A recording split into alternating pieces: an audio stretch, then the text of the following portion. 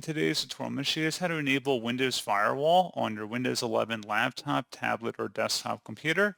So this should hopefully be a pretty straightforward process here, guys. And without further ado, let's go ahead and jump straight into it. So all you have to do is open up the search menu, and you want to type in Control Panel. Best result, you're going back with Control Panel. Go ahead and select that. Sort the view by in the top right by large icons, and then you want to go down and select where it says Windows Defender Firewall.